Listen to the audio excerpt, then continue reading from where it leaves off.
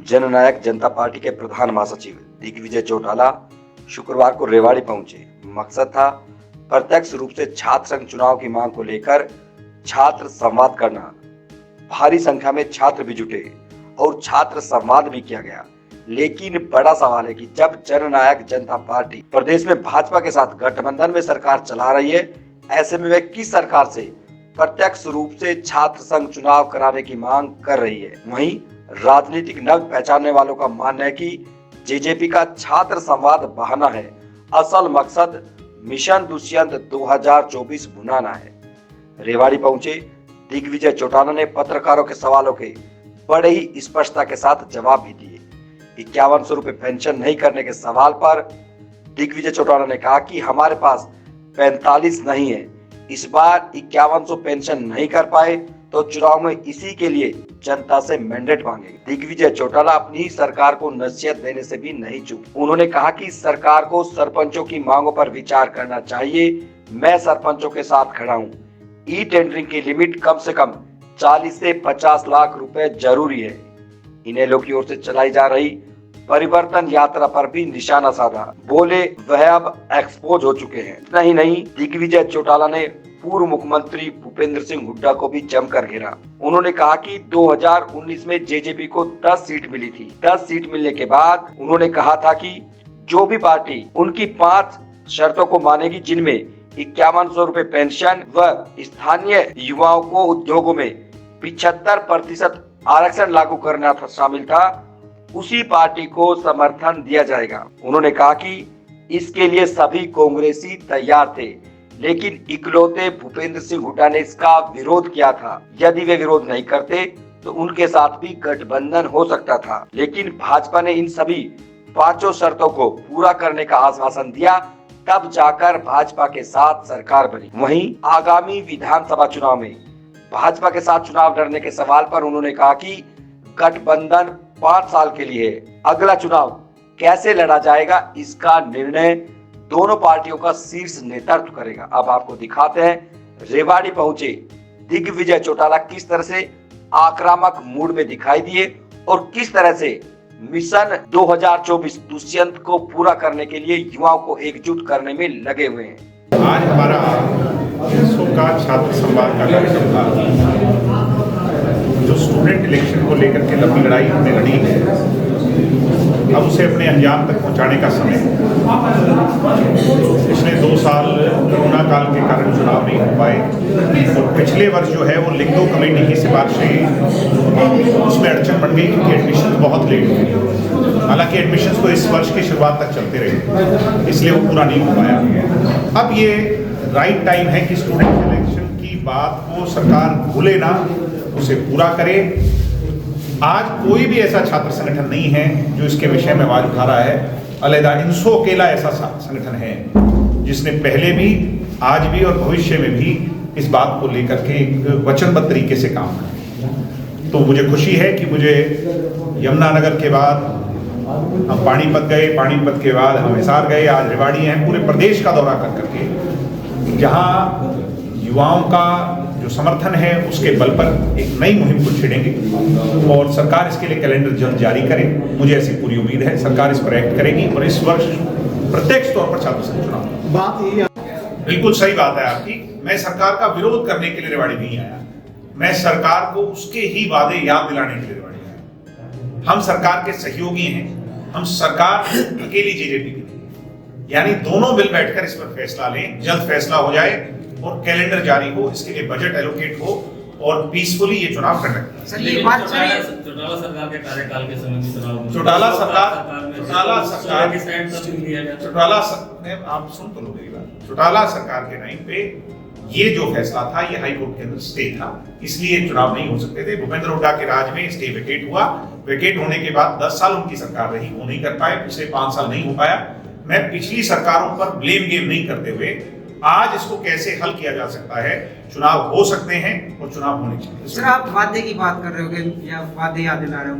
3 साल हो गए सर, पहले से याद नहीं दिलाई जैसे 2024 फिर आप मेरी पूरी बात पहले सुन लेते या तो आप लेट आए हो। मैंने क्या कहा है कि चुनाव 2 साल कोरोना काल की वजह से स्थगित हुए। पिछले साल लिंगदो कमेटी की सिफारिशों की वजह से नहीं कराए जा सके, क्योंकि वो ये कहती हैं नवंबर तक सभी एडमिशन हो जाने चाहिए, एडमिशन जनवरी तक चलते रहे, इसलिए ये बहाना था सरकार के पास। अब कोई बहाना नहीं, इस बार कैलेंडर पूरा है, एडमिशन समय पर है, इस साल चुनाव होने चाहिए। मैं अगर ये पिछले साल होती तो मैं ये बात पिछले साल आपके सामने कर रहा हूं। एक सर अभी आपने बात की बात कही, लेकिन अभी तो एक साल चुनाव में बचा, 27,500 मैं सकारात्मक सोच रखता हूं। मैंने एक बात खुले तौर पे हर बार कही है कि अगर हम अपने दम पर 45 सीटें जीत करके आते फिर इस बात में कोई देरी नहीं।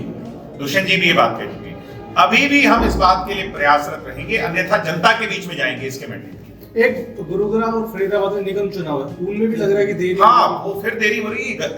ये जो है ना अनजस्टिफाइड सा है, चुनाव जल्द होने चाहिए। अब कोई विधानसभा की सिफारिशें हैं, उनको जल्द इंप्लीमेंट किया जाना चाहिए, उस पर जो भी सर्वेज होने जल्द होने चाहिए। ये चुनाव देरी ना कर करके, क्योंकि उससे बहुत सारे डेवलपमेंट के काम रुके। एक अजय चौटाला जी कह चुके कि बीजेपी के साथ मिलकर ये चुनाव लड़ेंगे। बीजेपी जेजेपी 5 साल मजबूती से चुनाव चलाए, ये सरकार चलाएगी, उसके पश्चात दोनों पार्टी के सीनियर लीडरशिप बैठ करके तय करेगी कि आगे की रणनीति। आपने 2024 चंडीगढ़ की कुर्सी की बात की, उसका आधार INSO रहेगा मुख्यतः। निश्चित तौर पर हमारा पहले भी आधार INSO मजबूत आधार रहा। आधार तो वैसे हर विधि होती है, जो शरीर का हर अंग जो है उसकी एक महत्वता है, मगर INSO मैं मानता हूं कि रीढ़ की हड्डी है।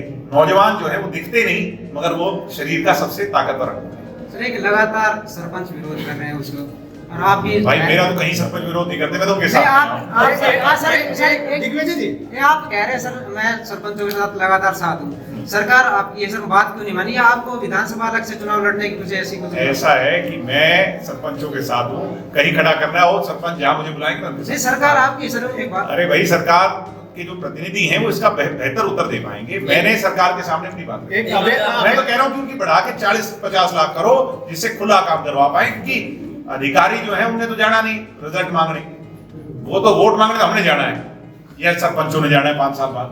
तो फिर सरकार में बैठे लोगों को सोचना चाहिए। एक अभय जी भी यात्रा निकाल रहे, बार बार कह रहे हैं कि अभी जेजेपी मुद्दों को भूल के जो वादे किए थे पूरे नहीं किए, सत्ता में आने के लालच में बार बार वो जो दिखाना चाह रहे हैं कुछ बातें अब आपके सामने पीछे आई हुई हैं 1-2 दिन पहले की, ऐसे वो लोगों को पकड़ पकड़ के उनके साथ तस्वीरें खिंचा करके उनको ये दिखाना चाह रहे हैं कि जो है वो लोग बाद में मना कर रहे हैं कि हमने ऐसा नहीं किया, एक्सपोज हो चुके हैं।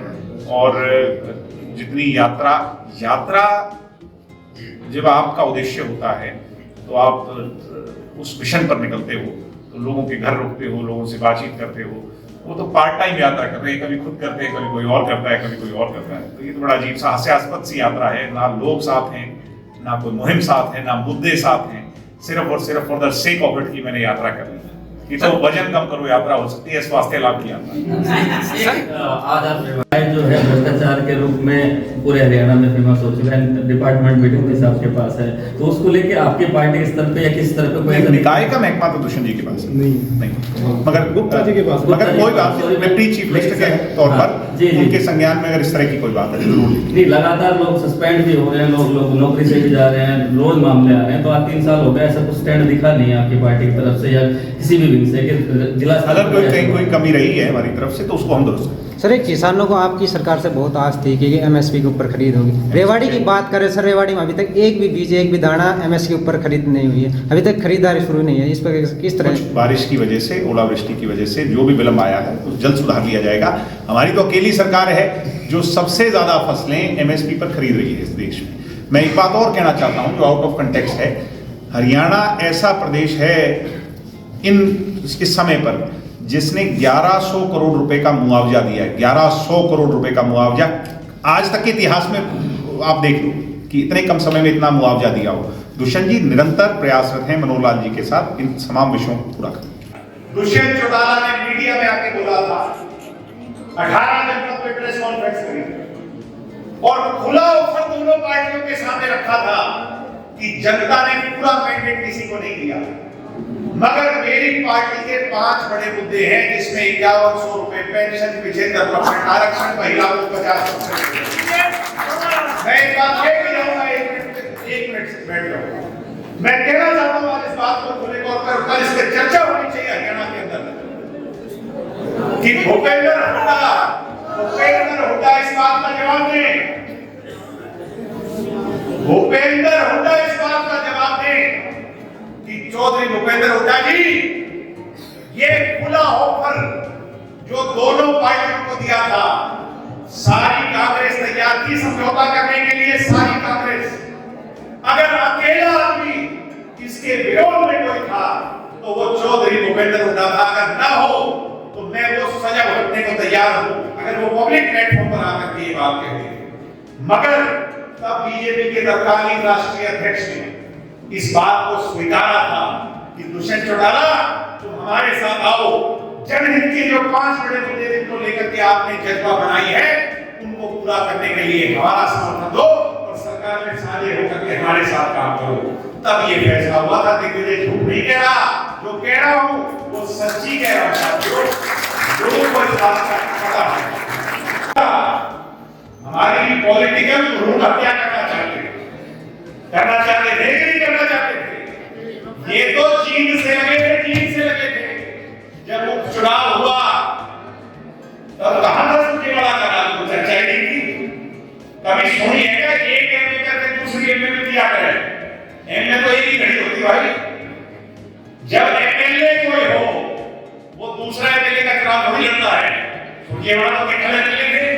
जब मैंने पर्चा भर दिया तो ये हमारी भ्रूण हत्या करने के लिए सुरजेवाला को लेके आया था। भूपेंद्र हुड्डा ने आया था कि नहीं आया था? यानी भूपेंद्र हुड्डा की सोच जनहित की सोच नहीं, इनकी सोच तो दुष्यंत चौटाला को मारने की सोच है। मगर हरियाणा की 36 बिरादरी मजबूती से दुष्यंत चौटाला के साथ खड़ी थी, खड़ी है और खड़ी रहेगी।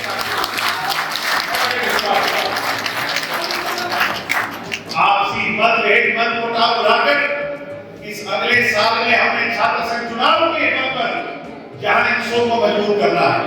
और आज हमारी सीनियर लीडरशिप से मैं कहता हूं कि मुझे इस बात को कहते हुए कोई संकोच नहीं कि अगर दुष्यंत चौटाला है, प्रदेश का मुख्यमंत्री के पद पर बैठा है, तो उसमें सबसे बड़ा योगदान मेरे हिस्सों के साथियों का है। और मेरे हिस्सों के साथियों और मजबूत हो गए तो बीजेपी को आगे और ताकतवर होने से रोक नहीं पाएगा। अगर रेवाड़ी के ज्यादा कॉलेजों में, यूनिवर्सिटियों में अगर हिस्सों के साथी करने आएंगे तो एक माहौल पैदा होगा, एक चर्चा चलेगी कि हरियाणा का नौजवान दुष्यंत के साथ है।